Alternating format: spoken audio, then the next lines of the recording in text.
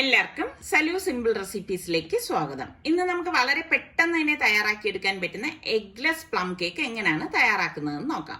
അപ്പൊ അതിന് വേണ്ടിയിട്ട് ഞാനിവിടെ 1.5 കപ്പ് ഓറഞ്ച് ജ്യൂസ് ഒരു ബൗളിലേക്ക് ഒഴിച്ചു കൊടുക്കുകയാണ്. ഒരു 3 ഓറഞ്ച് ജ്യൂസാക്കി അരിച്ചെടുത്തതാണ് ഞാനിവിടെ ഒഴിച്ചിരിക്കുന്നത്.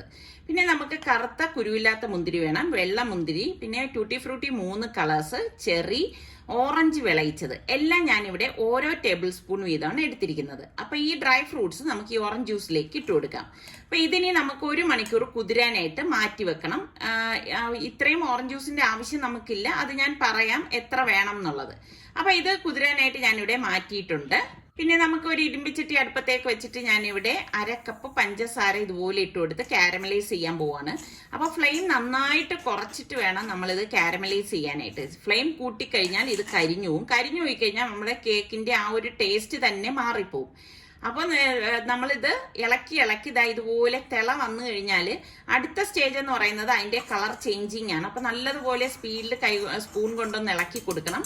അപ്പൊ ആ ഒരു നല്ല ഒരു കളർ വരുന്ന ആ ഒരു സമയത്ത് ഞാനിവിടെ 1/2 കപ്പ് വെള്ളം എടുത്തിട്ടുണ്ട്. അത് കുറേശ്ശെ ഒഴിച്ചു കൊടുക്കണം. മാറി നിന്ന് വേണം നമ്മളിത് ഒഴിച്ചു കൊടുക്കാൻ, അല്ലെങ്കിൽ മേത്ത് തെറിക്കാൻ സാധ്യത കൂടുതലാണ്. അപ്പൊ ഫുള്ള് വെള്ളം ഞാൻ ഇവിടെ ഒഴിച്ചിട്ടുണ്ട്. ഇനിയിപ്പോ നമുക്ക് ഗ്യാസ് ഓഫ് ചെയ്തിട്ട് ഇത് നന്നായിട്ടൊന്ന് തണുക്കാനായിട്ട് ഒരു ബൗളിലേക്ക് മാറ്റാം. ഇനി നമുക്കൊരു ബൗളിൽ ഒരു അരിപ്പ വെച്ചിട്ട് 1 കപ്പ് മൈദാമാവും, 1 ടീസ്പൂൺ ബേക്കിംഗ് പൗഡറും, 1/4 ടീസ്പൂൺ ബേക്കിംഗ് സോഡയും, 1/4 ടീസ്പൂണിൽ താഴെ മാത്രം ഉപ്പും, പിന്നെ നമുക്ക് പാൽപ്പൊടി വേണം. ഞാനിവിടെ 3 ടീസ്പൂൺ പാൽപ്പൊടിയും, പിന്നെ പട്ട, ഗ്രാമ്പു, ഏലക്കായ 3 കൂടി ഒരുമിച്ചിട്ട് പൊടിച്ചതാണ്. അത് 1 ടീസ്പൂൺ ഞാൻ ഇതിലേക്ക് ഇട്ട് കൊടുക്കുകയാണ്. എന്നിട്ട് നമുക്കിത് നന്നായിട്ടൊന്ന് അരിച്ചെടുക്കാം. ഇതുപോലെ വേണം നമ്മളിത് അരിച്ചെടുക്കാനുള്ളത്. അരിച്ചെടുത്ത ശേഷം ഇതൊരു വിസ്ക് കൊണ്ട് നന്നായിട്ടൊന്ന് ഇളക്കിയെടുക്കണം. ഇളക്കിയെടുത്തിട്ട് നമുക്ക് ഇതിലേക്ക് 2 ടേബിൾ സ്പൂൺ കാഷ്നട്ട് ചെറുതായിട്ട് അരിഞ്ഞതും കൂടി ഞാൻ ഇതിലേക്ക് ചേർത്തിട്ട് മിക്സ് ചെയ്ത് കൊടുക്കുകയാണ്. അപ്പൊ ഇത്രയേ ഉള്ളൂ ഇതിന്റെ കാര്യം. അപ്പൊ ഈ സമയം നമുക്ക് പാൻ ചൂടാക്കാൻ വെക്കണം, പ്രീ ഹീറ്റ് ചെയ്യണം. അപ്പൊ ഞാൻ ഇതുപോലെ ഒരു പഴയ പാനാണ് പ്രീ ഹീറ്റ് ചെയ്യാനായിട്ട് വെച്ചിരിക്കുന്നത്. അതിന്റെ ഹോൾസിൽ ലിഡിൽ ഹോൾ ഉണ്ടെങ്കിൽ ഒരു ഗ്രാമ്പ് കൊണ്ട് ഞാനിവിടെ അടച്ചിട്ടുണ്ട്.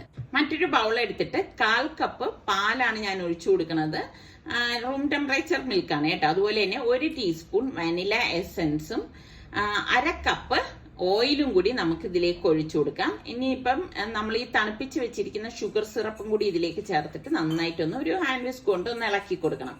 ഇതുപോലെ ഒന്ന് മിക്സ് ചെയ്ത് കൊടുത്താൽ മാത്രം മതിയാവും. എന്നിട്ട് നമ്മൾ ഈ അരിച്ചു വെച്ചിരിക്കുന്ന മൈദയുടെ കൂട്ടുണ്ടല്ലോ, അത് കുറേശ്ശെ ഇതിലേക്ക് ചേർത്ത് മിക്സ് ചെയ്ത് കൊടുക്കാം. അപ്പൊ ഞാനിവിടെ 8 ഗ്രാമ്പുവും ഒരു വലിയ പീസ് പട്ടയും 2 ഏലക്കായും കൂടിയാണ് പൊടിച്ചെടുത്തതാണ്. നമ്മൾ ആ മസാലപ്പൊടിയായിട്ട് എടുത്തത്. അതിൽ നിന്നാണ് 1 ടീസ്പൂൺ ചേർത്ത് കൊടുത്തത് കേട്ടോ. അപ്പൊ ദാ ഫുള്ള് ഞാൻ മാവ് ഇതിലേക്കിട്ട് മിക്സ് ചെയ്ത ശേഷം നമ്മൾ ഓറഞ്ച് ജ്യൂസിൽ നിന്ന് 1/2 കപ്പ് ഞാൻ മാറ്റിയിട്ടുണ്ടായിരുന്നു. ബാക്കിയുള്ളതാണ് ദാ ഇതിലേക്ക് ഇട്ട് കൊടുക്കുന്നത്. കാരണം ജ്യൂസ് മാത്രമായിട്ട് മാറ്റി വെച്ചതാണ് കേട്ടോ. കാരണം നമുക്ക് അത്രയും ഓറഞ്ച് ജ്യൂസിന്റെ ആവശ്യമില്ല, അത് മുങ്ങിക്കിടക്കണം, അത്ര മാത്രമേ ഉണ്ടായിരുന്നുള്ളൂ. എന്നിട്ട് ഇതെല്ലാം ചേർത്തിട്ട് നല്ലതുപോലെ ഒന്ന് മിക്സ് ചെയ്ത് കൊടുക്കണം. ഇതുപോലെ വേണം മിക്സ് ചെയ്തെടുക്കാനുള്ളത്. എന്നിട്ട് ഞാനിത് പേപ്പർ മോൾഡിലേക്ക് ഇതങ്ങ് ഒഴിച്ചു കൊടുക്കണം. ഒരുപാട് തിക്കും ആകരുത്, ഒരുപാട് ലൂസും ആകരുതേ. അത് നിങ്ങൾ പ്രത്യേകം ശ്രദ്ധിച്ചേക്കണം. എന്നിട്ട് ഒന്ന് ടാപ്പ് ചെയ്ത് കൊടുക്കാം. ഇനി എളുപ്പമാണ് കേട്ടോ. അപ്പൊ നമ്മൾ ഓവനിലാണെങ്കിൽ 150 ഡിഗ്രി സെൽഷ്യസിൽ ഒരു 30 മിനിറ്റ് ആണ് ബേക്ക് ചെയ്തെടുക്കാനുള്ളത്. അപ്പൊ ഞാനിതില് കാഷ്നട്ട് ഇതുപോലെ വെച്ച ശേഷം ചെറിയും കൂടി ഇതിലേക്ക് വെച്ചൊന്ന് അലങ്കരിക്കുകയാണ് കേട്ടോ. അപ്പൊ നമ്മളുടെ പാത്രം ഇവിടെ പ്രീ ഹീറ്റ് ആയിട്ടുണ്ട്. ഇതിലേക്ക് നമുക്ക് ഒരു ലെവൽ പ്ലേറ്റ് വെച്ച് കൊടുക്കാം. എന്നിട്ട് നമ്മളുടെ മോൾഡ് ഇതിനുള്ളിലേക്ക് ഇറക്കി കൊടുക്കാം.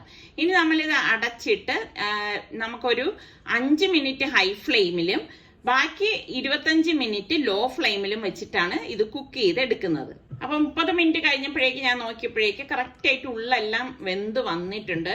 അപ്പൊ ഞാൻ ഇത് പുറത്തേക്ക് എടുക്കുവാണ്. പുറത്തേക്ക് എടുത്ത ശേഷം എന്താ നമ്മളുടെ ചെറി അകത്തായി പോയി കേട്ടോ. അപ്പൊ ഞാൻ ചെറി വെച്ചിട്ട് ഒന്ന് ഫോട്ടോയ്ക്ക് വേണ്ടിയിട്ടൊന്ന് ഗാർണിഷ് ചെയ്യണം കേട്ടോ. അപ്പൊ പെട്ടെന്ന് റെഡിയാക്കി എടുക്കാൻ പറ്റുന്ന ഐറ്റമാണ്. ശരിക്കും പ്ലം കേക്ക് 2 ദിവസം കഴിഞ്ഞ് മാത്രമേ നമ്മൾ കട്ട് ചെയ്ത് ഉപയോഗിക്കാവൂ, എങ്കിലേ നല്ല ടേസ്റ്റ് കിട്ടത്തുള്ളൂ കേട്ടോ.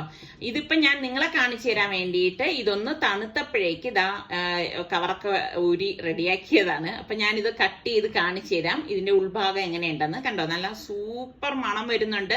അടിപൊളി പ്ലം കേക്കാണ്. അപ്പൊ ഈ രീതിയിൽ നിങ്ങൾ ട്രൈ ചെയ്തിട്ടില്ലെങ്കിൽ ട്രൈ ചെയ്ത് നോക്കിയിട്ട് ഫീഡ്ബാക്ക് കൂടി തരണം കേട്ടോ. അടുത്ത നമുക്ക് നല്ല സിമ്പിളും ഈസി ആയിട്ടുള്ള റെസിപ്പി ആയിട്ട് വരുന്നവരെ എല്ലാവർക്കും ബൈ.